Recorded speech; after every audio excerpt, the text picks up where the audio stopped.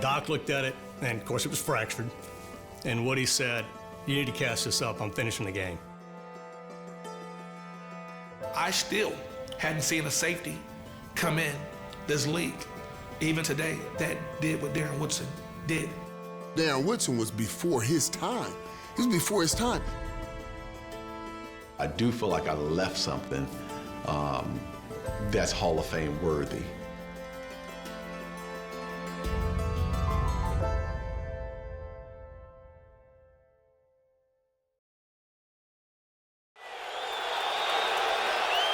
High formation, two receivers right. 2nd and 7 at the Dallas 30. Hutchinson, handoff, Smith at left guard, 35, 40-yard line. Right on the mark. That should do it. Move over, Sweetness. Make a place for Emmett. Do you remember the game Emmitt Smith broke Walter Payton's record? Yeah, I was there. Yeah. Seattle? Yeah. What if I told you that was actually the same game? Darren Woodson broke it in that game. Is that just the epitome of his career? That is something right there. Right, yeah. Yeah, and I didn't know that. I knew he had the record. But I didn't know it was in that same game. I had to be reminded of that today before I did this interview. I don't even remember him breaking the record.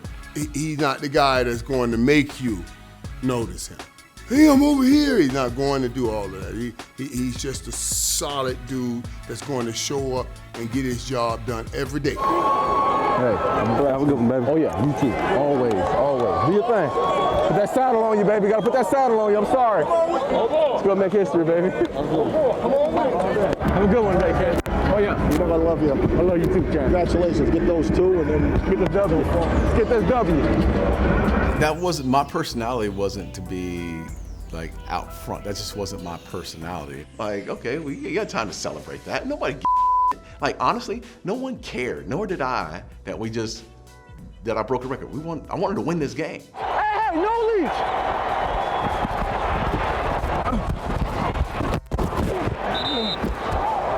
And that should be the club record-setting tackle for Darren Woodson, right there. 28 seconds on the clock. Ball spotted left hash at the 10-yard line. This is a 20-yarder. Snap and hold. The kick's away. 20 yards. It's good. 17-14, Seattle over Dallas. So we lose the game, and Jerry's in there in the locker room. The Jones family's in there, and I know Emmett just broke the record, and they're talking about doing this staged event outside to honor Emmett and all this, and they want the players to stay around. And as much as I love my guy, we just lost the damn game. Love Emmett, celebrate all you want, taking my ass home. And I took some heat because I was the captain and they expected me to be on the stage and celebrate, and I just couldn't smile, man. I'm sorry. I'd have been as fake as they possibly could because, ultimately the game was not about records. The game was about winning and losing, and we lost. So I went home. And whack from the left side, here comes Darren Woodson.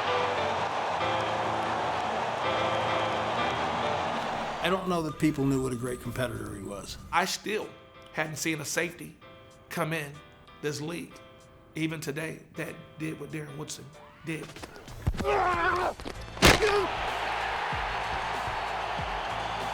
Darren Woodson was before his time. He was before his time. And he kind of rewrote the rules for what a hybrid safety linebacker could be. He has 3 Super Bowl rings. He has 5 Pro Bowls. I mean, he's in the Ring of Honor here with the Cowboys. I mean, his stats speak for themselves. Woody was a star player who wasn't high maintenance. It was all about whatever the team needs, I do. And to me, that's what set him apart. Throws it up for grabs, and it's intercepted by Darren Woodson. Woodson inside the 15, and Woodson goes all the way in for the score. The competitor, the fighter. It's such an overused term, but in Woody's case, it's so true. He is passionate. You can't have a conversation with Darren Woodson about football, or about business, or frankly about his family, without seeing that passion flow. And it's one of the things I love the most about it. I can call Darren Woodson and he responds. I mean, he's a businessman, he's an entrepreneur, but he got time for his teammates, he got time for his kids, he got time for his family. And to me, that's the ultimate guy. When I was a kid, I was a big-time dreamer. I was a project kid, man. And I can remember always looking at certain things like the needles on the ground or cans on the ground, empty beer cans and whatnot, and always thinking, I'm not gonna live like this. Maryvale's the west side of Phoenix. 2 brothers and a sister. My mom was a single parent. Moving out to Maryvale was supposed to be moving up. We're like the Jeffersons, man, we're moving up. But it was still rough. Our neighborhood was good, but it had bad in it. It was like choices. My mother was like my hero, definitely, hands down. She would work from her first job from 8 or 7:30 until 4:30 or 5 o'clock, and that was at Maricopa County Superior Court, and she worked that job for 38 years. And then she'd go on to her second job, which changed a couple of times. But she'd get home about 10:30, 11 o'clock every night, and then she would sit in her chair and fall asleep. And I can't tell you how many times, man, I sat there.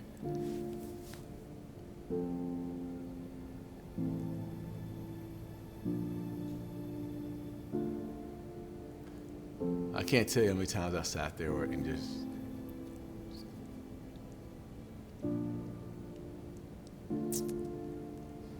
you know, she just sacrificed so much for us. The person I saw who put that sweat equity into her family was my mother. I knew what it felt like to work. I knew what it felt like to bust your ass and be totally committed to whatever it took. It stemmed from her, and it's the reason why I'm sitting here today. You know, he never took anything for granted. You know, his upbringing probably had something to do with that. I mean, he never took anything for granted.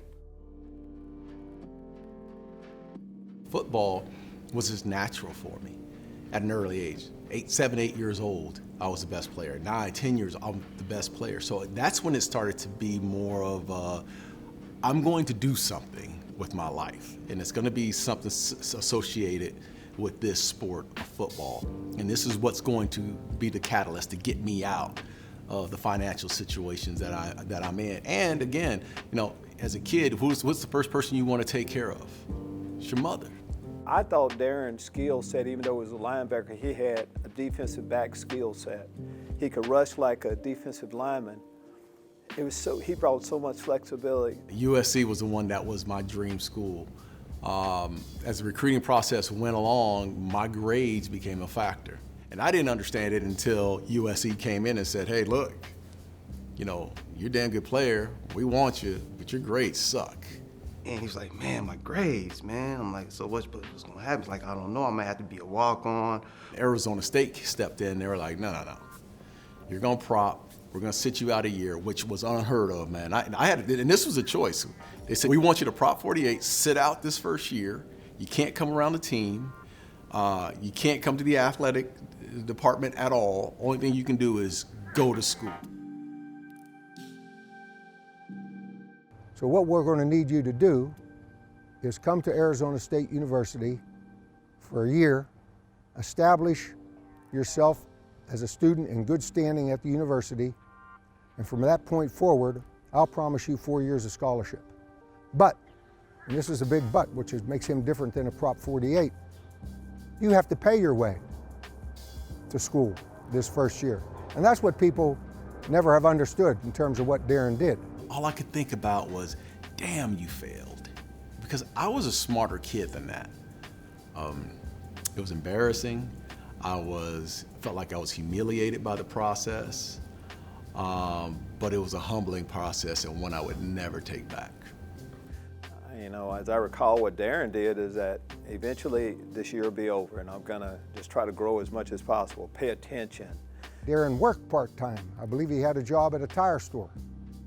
And he took care of his academics, took care of his work.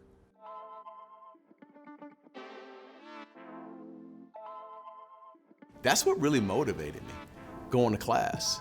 I went to school every day thinking, oh, it's not gonna be a fine line, or you're just, I'm just gonna skate by. No, I'm gonna make sure that everybody knows I'm smart enough, one, and two, I'm playing next year. That's a fact. And Conway's pass is picked off at the 46-yard line by Darren Woodson. Arizona State with its second interception of the afternoon. I remember them having to back me off and back me down from hitting drills. And it's because I missed that season that my tempo was different from everybody else. It was like I was hungrier than they were. They had already gone through this process, and their cadence was a certain way. Mine was, I got fresh legs. I'm ready to bang, let's go.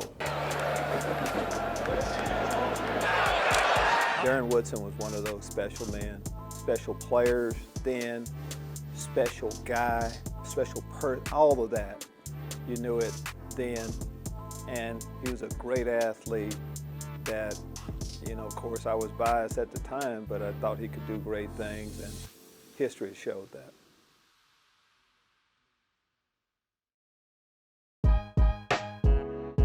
He came in when the team was on the cusp of being dynastic, 1992. Our director of college scouting was a man by the name of Dick Mansberger. And in 1992, on the day of the draft, he walked into the draft room and he had a chart set up.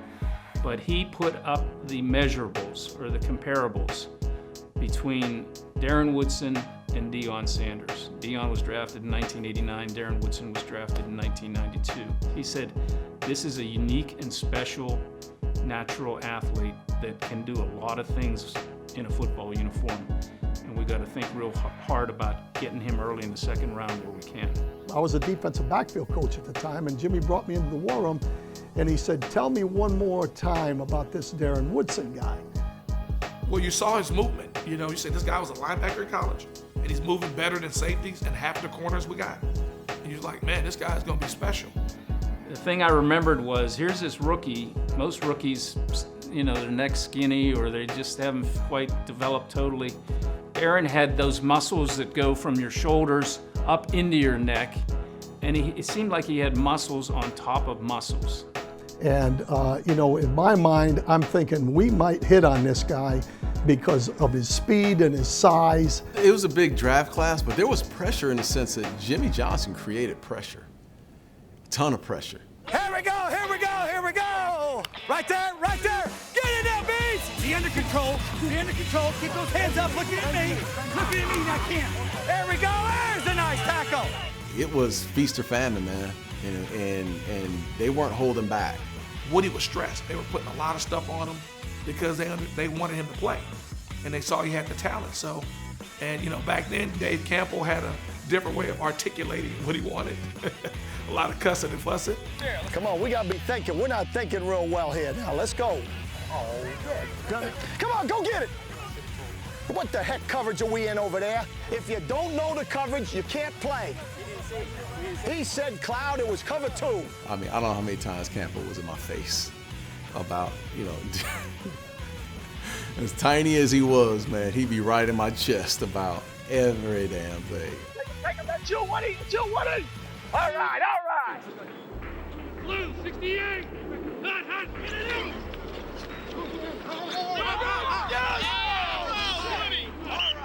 Darren, excellent position. That's it. I talked to him, I said, yo, young boy. I said, look at here, boy. You can do some things. And you know what Woody told me? Woody said, I should be starting. He said, I should be starting. And maybe I shouldn't say this, but he said, I should be starting ahead of James Washington.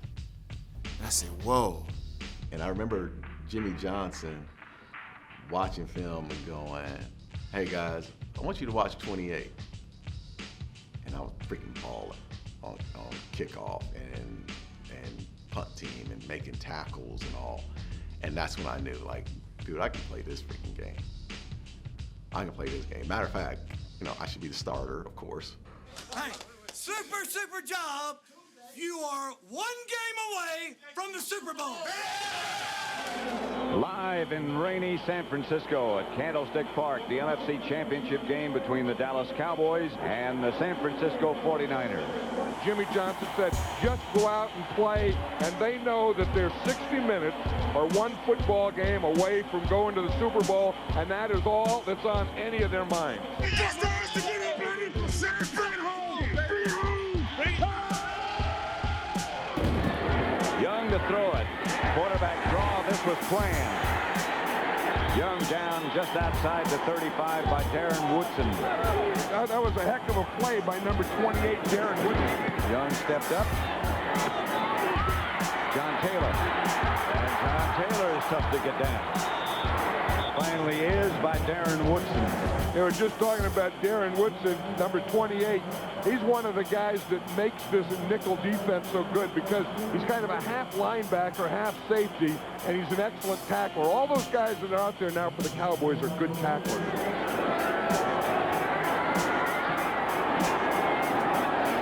Ball goes out of bounds with no time left on the clock. Pasadena in the Rose Bowl. The Cowboys are headed for you. How about them Cowboys? Now they're in the Super Bowl, and it's media day, and we're at Dodger Stadium. And all of the starters have their little podiums with the placards in the stands. Aikman, Urban, Smith, Novacek, Nate Newton. I was standing on the pitcher's mound at Dodger Stadium with Darren Woodson. And no one wants to talk to him. And he's just looking around. And he's just looking. And I said, that bothers you, doesn't it? He said, yeah. I said, you know, your day's coming. After the season, Jimmy and I were talking, and Jimmy walked in and he said, hey, Dave, Woodson's going to be the starting safety in 1993. And I said, Jimmy, you know, he's a young guy. I don't know exactly what he's going to do. You know, he hasn't had much experience back there. He looked at me and he said, Dave, Darren Woodson's going to start at safety next year. And I looked at him and I said, you know, Jimmy, that's exactly what I was going to say. You know, in Cowboys history, we always talk about the original Doomsday defense, but I think this defense, despite the fact that it has fewer Hall of Famers on it, the 1990s defense, I think, was better than the original Doomsday defense. He meant everything. Woody was a leader on the defense, and everything starts with the safety because you have to get everybody lined up. Dan Woodson came in a time where we were putting safeties in the Hall of Fame for just hitting people. Boom, boom, boom, hitting people. And Dan Woodson would lay a hit on you. But Dan Woodson was also had the ability to take a tight end out, to play the slot receiver. That's what safeties are doing now. Wasn't what they were doing then. He covered Jerry Rice in the slot. Think about that. Think about it. Seriously, think about it. 6'2", 228. He's covering Jerry Rice in the slot, which meant they could keep their base defense on the field. When you went 3 wide and then when you tried to run the ball, you had no luck. He would talk about, you know, if he got his hands on people, you know, he called it the claw. You know, and he'd grab his hand and say, don't let me get the claw on him.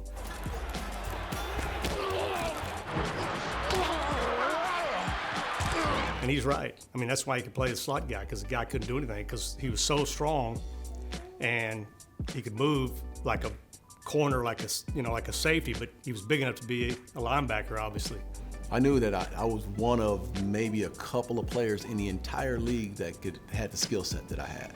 I could tackle, I could cover, I can run down on special teams. I can do a number of different things to help this team win, and I felt confident about that. Darren, you just keep them positive. No matter what happens, you keep them positive. But more than that, it was, you know, his heart was what made him different than anybody else.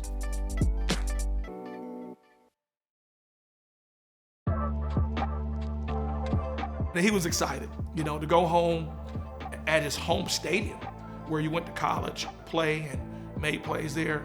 It was huge for him. A local kid in Phoenix, and here he is having the opportunity to return home to play in the biggest game of his career. Even though he'd won 2 Super Bowls, who doesn't want to come home and play in a Super Bowl? Because, you know, he's from Arizona. So he had like a daily thing that they would talk to Darren about, and it was like, what do you miss? I wish my friend Keith was here. Every Tuesday I get a call, collect call from, Florence Correctional Center, Keith Tucker on it. And then the name, he would say, Keith Tucker. And then, boom, I'd accept. Every Tuesday, clockwork. Every Tuesday, that was their off day. So, Monday, they got to come watch film. I know the whole, I'm a part of the Cowboys, because I knew his schedule. Both project kids come up together. His family moved out to Maryvale years before mine did. Best friend, like through and through. If you saw Keith, you saw me, and vice versa. Before we went to high school, drugs started coming into our neighborhoods. He got introduced to the drug game, and I would probably say maybe our freshman year in high school, he started to tinker a little bit with making fast money. Darren stayed on that football. That was his main thing, and that's what I made sure, not as a parent, as nothing like that, but when I was doing wrong, he could not come around me at all. I can tell you there's a couple of times I showed up at a party with a couple of my other buddies that Keith was at, and he told me to leave, which was the right thing for me to do. One almost got in trouble because I didn't leave soon enough. I'm like, homie, it's time for you to go because something's about to go down. And sure enough, he wasn't gone 5 minutes later, something went down. I had to go visit my Uncle Sammy in prison in Florence a number of times with my mom. And we would go visit him, and they would close that door, that iron door behind us, and it was the nastiest sound you could ever imagine. And I always thought, I will never, ever experience that. That's not gonna be a part of my life. I wasn't on the right path. Great parents, my mother and father worked hard all their lives, but I chose to do wrong. I didn't have to. I chose, and I made a lot of bad choices at that time, and I paid for them. He gets caught and he never watches me play a live game. Watch me on TV play for his Dallas Cowboys.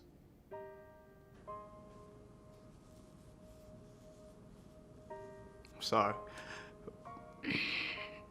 I'm so proud of that guy.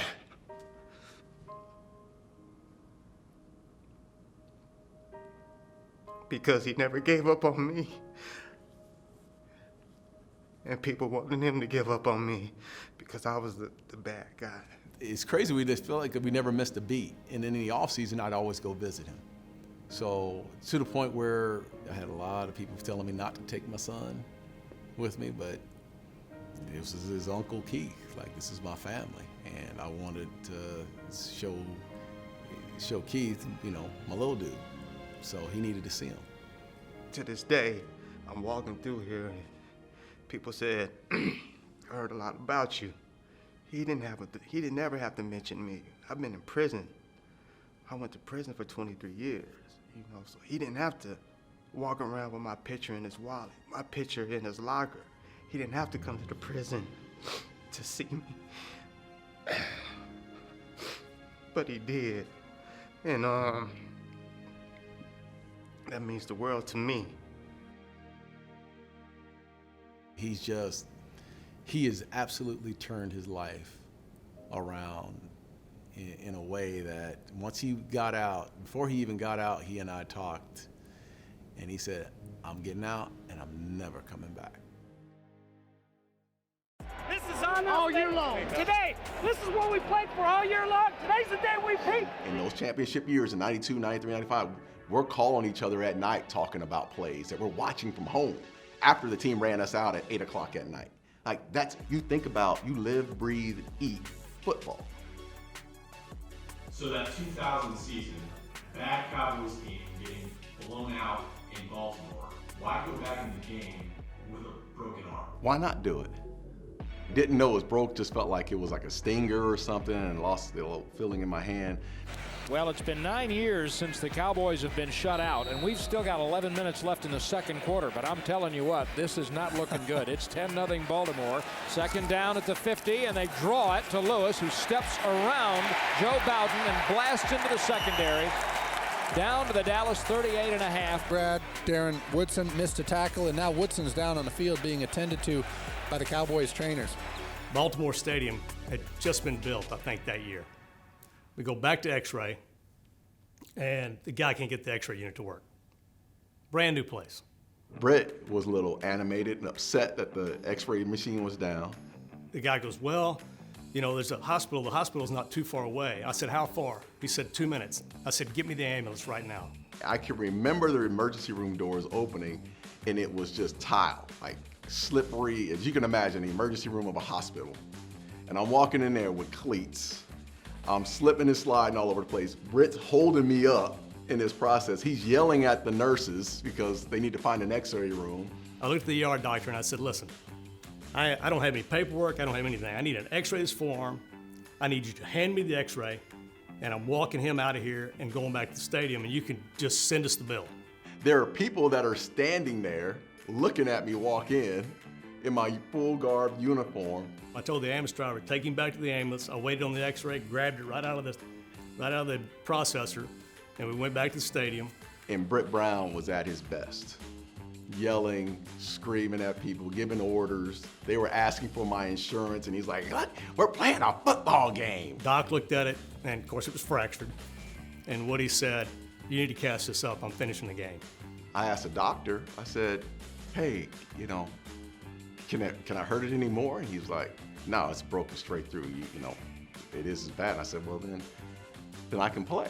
And he's like, no, you can't play. And I looked at Britt and I said, Britt and Jim Mauer, both of them. And Jim was like, I don't know. And I looked at Britt and Britt was like, you're not gonna hurt it anymore. I said, well, let's strap him up. And so we did. Put a full arm cast on him from here down to his wrist. He came out, they couldn't find his helmet. They finally found it there in the trunk that had been put away. But watch him when he tries to put it on. You can see that he can't use that right arm at all. This is Lewis around the corner. Woodson made the stop. But watch Darren Woodson when he's playing with one arm, and that one arm is his left arm. But I'll tell you, he's a warrior. I mean, that's another word we throw around too much. But if we talk about the definition, I would put Darren Woodson in that category. I would take him. I mean, he finished the game, which, you know, I mean, I don't know what else you could say about somebody. I mean, that goes out and does that. I guess I didn't look at it as it was anything abnormal. That was normal. And again, like I saw so many guys. I've seen Troy Aikman before a game. Couldn't walk. Could not walk because of his back. And he found a way to get a shot, stretch out, and bam, you walk out there and Troy's playing. He really didn't become a team spokesperson or somebody who was kind of the voice of the team until later on in his career, after some of those pieces of the major pieces of the dynasty started to slip away or retire or move on to other teams. And that's when his leadership role kind of blossomed both on the field and with the media. It's my job because I knew how Ken Norton led. I knew how Tony Tolbert led. I knew how the James Washingtons and how he prepared. I knew what it felt like to be a championship. I knew who Darrell Johnson was and how much time he put into the game. So that's where I came from. So all these young guys that were coming in those years, in the 2000s and the 2001s, they couldn't understand, they couldn't relate. So I had to show them what it was to be a champion. Woody was, I mean, I was like my big bro, you know, being a 20-year-old, you know, wet behind the ears coming from OU, and to be able to be mentored and embraced lovingly by a 5-time Pro Bowler, 3-time Super Bowl champion. I mean, that means a lot to a younger player. Darren only cared about one thing, it was winning. And, you know, even if he was going to take his spot, which he would not have done, that was the way he approached the game and how important it was to win games. He was someone who, you know, he relished that big brother role. Not to mention, I think he also understood that if he could get all the young guys to kind of buy into some of the things that the coaches were saying, then it helps everybody. You know, everybody could be successful. We could try to make it to a Super Bowl. Well, that's tough to say this.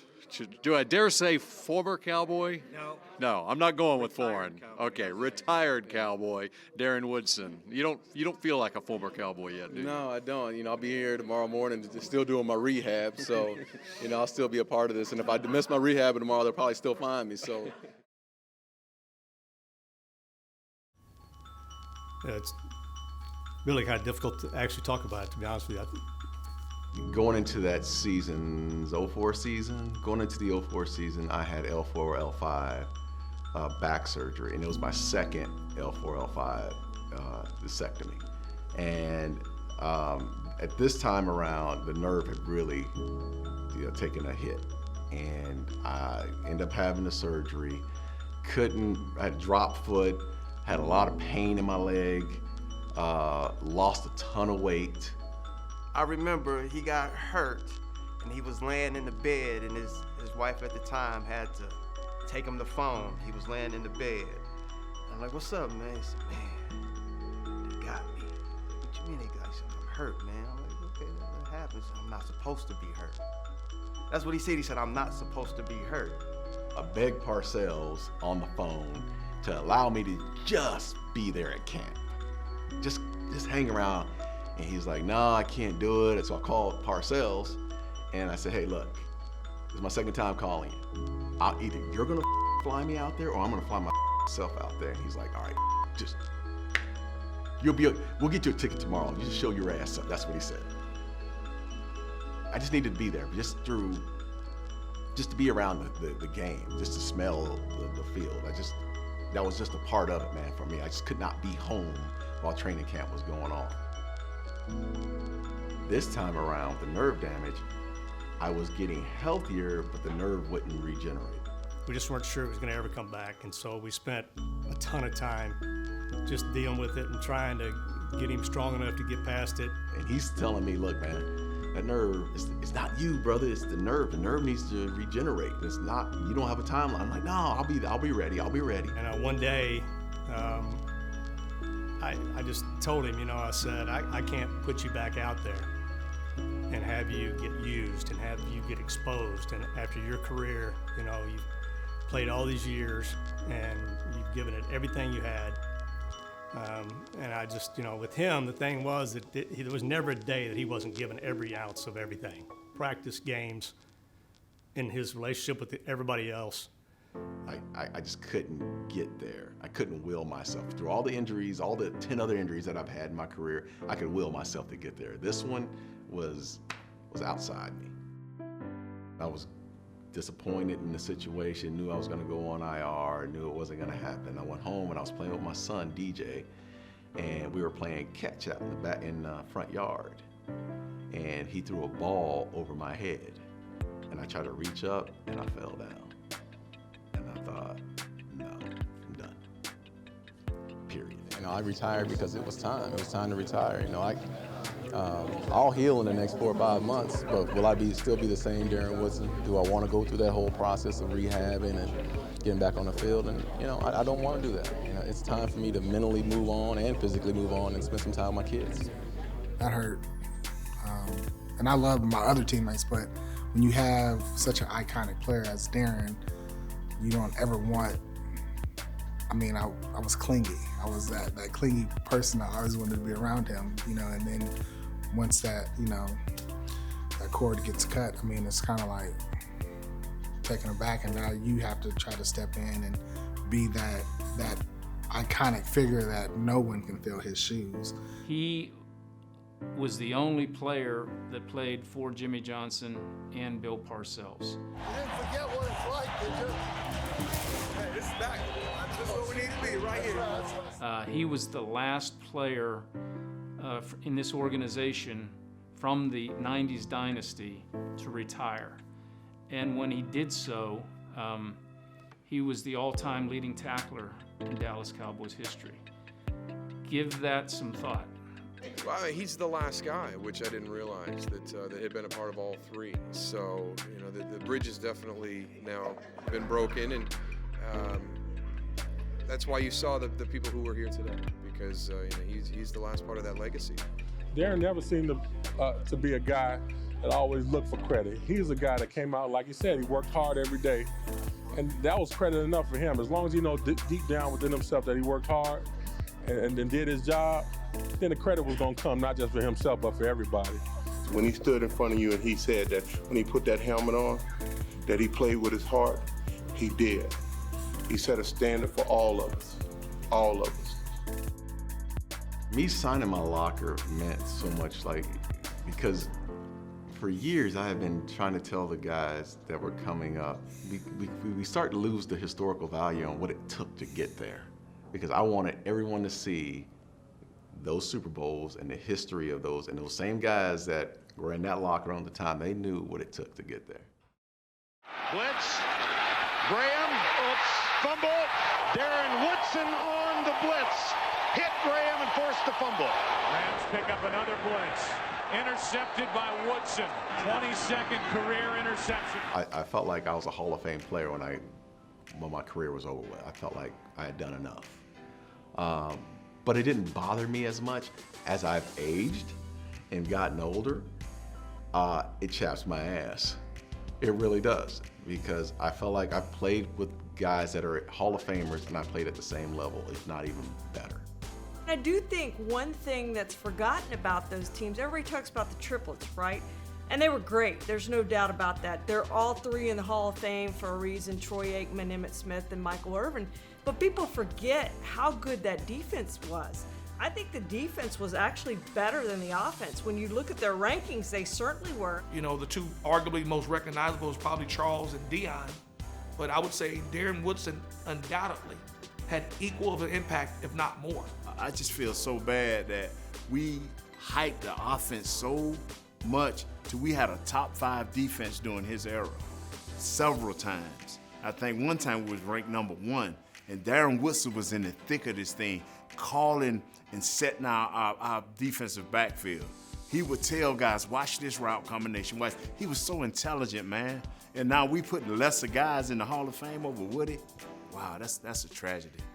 But since 2017, the past 5 classes, we've put a ton of safeties in there. Kenny Easley, Brian Dawkins, Bobby Dillon, Cliff Harris, Ed Reed, Troy Polamalu, John Lynch, and Steve Atwater. So we've really started to give safeties their due again and go back and say, you know, these guys are really important to their teams and to their defenses. You know, I don't think they've asked Polamalu to carry Jerry Rice.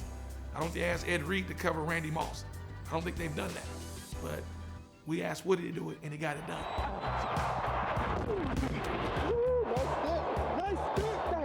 I think it's up to us as Dallas voters probably to push him a little bit more, to say, hey, you know, we need to try to get this guy at least in the room to be discussed. Let us tell his story, and then you guys decide whether he's a Hall of Famer or not at that point. But I would like his story told and his case made in that room for him to have a chance to go into the Pro Football Hall of Fame, because I think when people hear just how good he was for those teams, and we can get a lot of people to back it up. He deserves it because you add character, you add his leadership, what he meant to a football team that won 3 Super Bowls in 4 years, and you know what he did with other players on the team, and then his overall football ability. He's deserving of that. You know, I think more so now than ever, because the game has changed so much, where we're asking the safeties to do so much. And now when we start looking back over safety responsibilities, our eyes should come to the work that Darren Woodson has done, because he was before his time. So when you're measuring these guys right now, the Buda Bakers, all these guys that can play the game right now, when you look back, you say, man, Darren Woodson was doing this back then. Mike said to me, first of all, you are a Hall of Famer. Second of all, stop being passive. because that's not you. And I thought, there's some truth in that. There's no gimmies in life, trust me on that. There are no gimmies, and there's nothing that I feel like I deserve, but I do feel like I left something that's Hall of Fame worthy.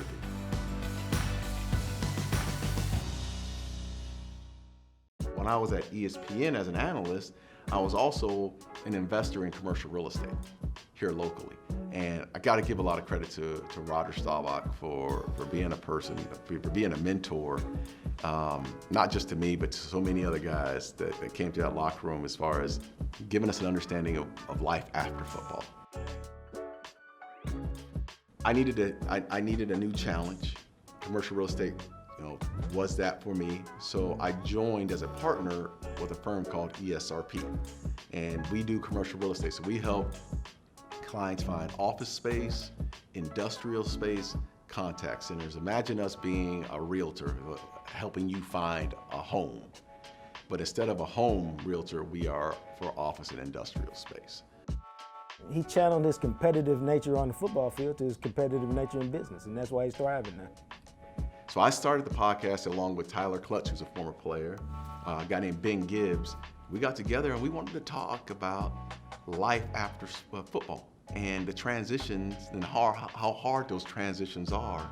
And our podcast is based around mental health, physical health, empowering individuals, being encouraging, just trying to be the best that you can possibly be, whether it be a football player, an athlete, a CEO, a doctor, anyone that has a great story, has a great journey. That's who we're trying to interview, because we totally understand that at some point they hit a roadblock. They got knocked on their ass. How'd they recover? How did they get up? Those are the stories we want to tell. See, hope's a desire and an expectation for a result. And for me, I started to understand that hope is not tangible. It's a belief. And that belief stems inside of you. And you have to personally light that fire of hope every single day. He's not a guy that always wanted attention, and you don't need to help people or bless people, and everyone doesn't have to know it. But I think he probably realized that the medium that he's in now, you can reach more people. Game was over. It's all we knew. That's all I've known since I was 7 years old. I was depressed for a long time, tried to bounce back, and it's the same story that we continuously hear. And I wanted to be an outlet for those former players to let them know, look, life's just beginning. Now, I think it's pretty special when you get an athlete as good as he was, but he really was just as good a man off the football field, and you knew he would end up doing the things in society, making the world better that he's doing right now. Like if you had got stranded on the side of a highway, Darren would be the guy that could, come pick you up. I remember calling him one time, and he said, "I can't talk right now." He was on his way to one of his kids' games. He said, "No, you don't understand. When I was growing up, my dad told me he was coming to 1,000 things. He never showed up. Or he might show up once every now and then. But he told me he was coming all the time, and he never came. And I swore, when I had kids, if I told him I was coming, then I'm coming. I don't care what happens, I'm coming." He's a loyal person. He's my brother. I love him.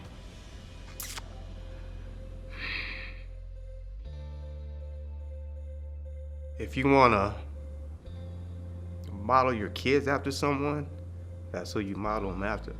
Because he had to go through Prop 48, be a walk-on at ASU, work hard at ASU, to be a star of the stars in the Dallas Cowboys organization. You can't write that. You can't write that, but he wrote it.